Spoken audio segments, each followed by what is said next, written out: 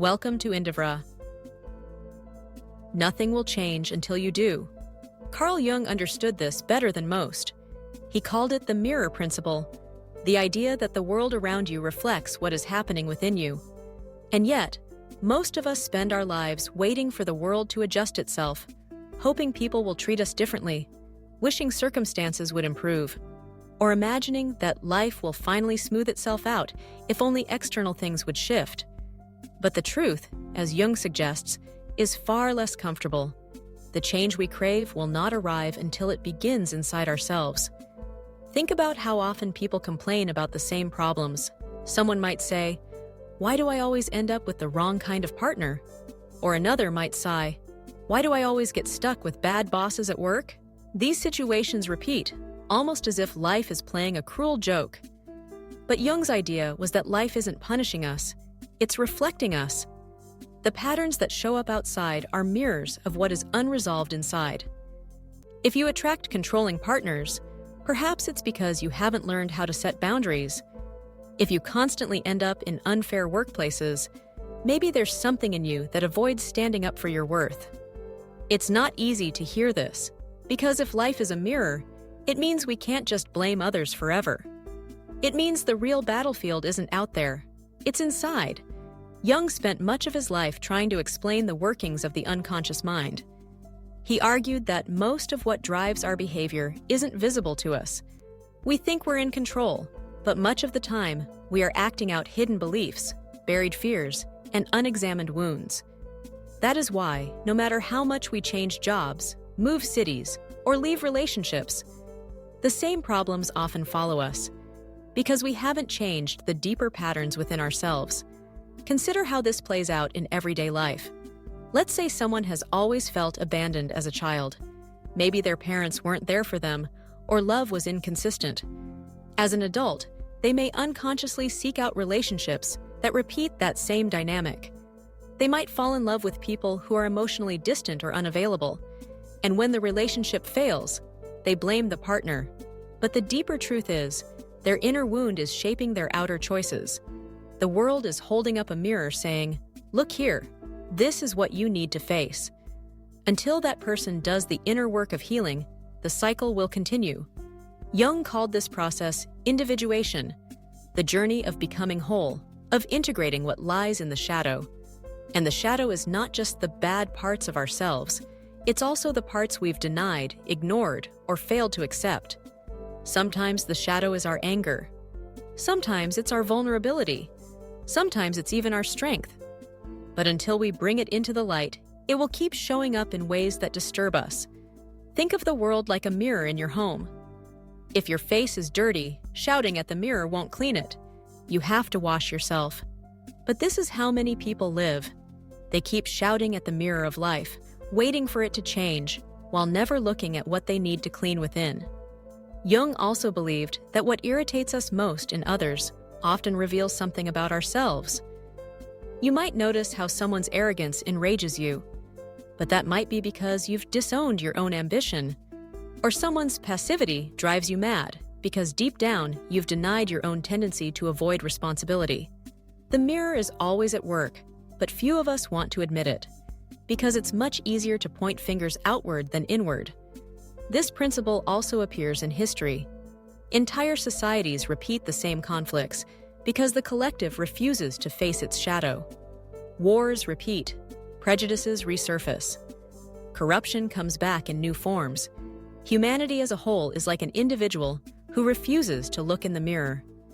The external crises reflect the inner unconscious that hasn't been faced. Jung even warned that when societies refuse to look inward, they project their darkness onto others, creating enemies, scapegoats, and endless cycles of destruction. We can see this principle in politics, in religion, even in our daily relationships. Someone who denies their own greed may become obsessed with accusing others of selfishness. Someone who represses their doubts may attack others for being unfaithful. The mirror doesn't lie. It reflects back what we push away. But here's the uncomfortable part. If nothing changes until you do, then the responsibility for your life sits with you. That doesn't mean you control everything. Life is full of accidents, injustices, and suffering we never asked for.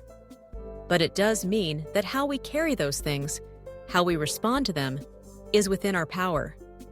You may not choose the storm, but you can choose how to sail through it. Think about relationships again. Imagine a man who constantly argues with his spouse, always believing she is the problem. He insists she nags, she criticizes, she doesn't understand him. But year after year, nothing improves. Then he divorces, remarries, and suddenly, the new spouse nagging starts again. The same story, a different face. The mirror has returned. Until he looks at what he is doing, maybe his own lack of listening, his avoidance, his defensiveness, the story will keep repeating. Jung's mirror principle also shows up in health. Some people live under constant stress, ignoring their inner state until their body begins to mirror that unresolved tension. Heart problems, high blood pressure, constant fatigue. The body is like the final mirror. It reflects what the mind has refused to face. If you stop and reflect, you'll probably see patterns in your own life. The same arguments, the same struggles, the same disappointments. And if you look closer, you may realize these aren't random. They are mirrors. They are life's way of saying, this is the lesson you haven't yet learned. So how do we begin to change? Jung didn't offer quick fixes. He didn't believe in pretending to be positive or simply wishing pain away. Instead, he taught that change begins with awareness. To sit with yourself honestly, to look at your thoughts and emotions without running. To ask, what part of me is being mirrored in this situation? What is life trying to teach me here? It could mean recognizing your own fear of rejection when you keep choosing people who abandon you. It could mean admitting your own pride when you keep clashing with authority figures. It could mean seeing how your bitterness has shaped the way you speak to others. None of this is easy, but until you do it, nothing changes. There's a story about a woman who always felt overlooked. At work, her contributions were ignored. At home, she felt invisible. She blamed her colleagues, her partner, even her children. But after years of frustration, she finally entered therapy.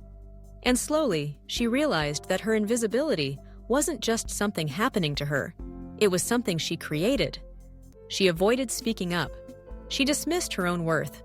She stepped aside when she should have stepped forward. The mirror was showing her what she refused to see. She was erasing herself. Once she began to claim her voice, everything began to shift. The outer world mirrored her new inner stance. This is the heart of Jung's insight. Your outer world is shaped by your inner world. You may not control what others do, but you do influence how the story unfolds by how you show up within it. Of course, some resist this truth. It feels harsh. It feels like blame. But Jung never meant it as blame. He meant it as power. Because if the mirror only reflects, then changing yourself is the only real freedom you have. It is the one lever you can actually pull. And when you pull it, everything begins to look different. Think about how a mirror works. If you smile, the reflection smiles back. If you frown, the reflection frowns. The reflection is not separate from you. Life is much the same. When you shift, the reflection shifts. When you clean the glass, the image sharpens. And the beautiful thing is, the mirror principle works in the positive direction too. When you cultivate patience, suddenly the world feels less irritating. When you nurture gratitude, suddenly life feels more abundant. When you treat yourself with respect, others begin to respect you too. Jung's wisdom is simple, but it demands courage. Because it's far easier to say, if only they would change, then I'd be happy. But true growth begins when you say, if I change, the world will look different. So the next time you find yourself trapped in a repeating problem, pause. Instead of asking, why does this always happen to me? Ask, what is this reflecting about me?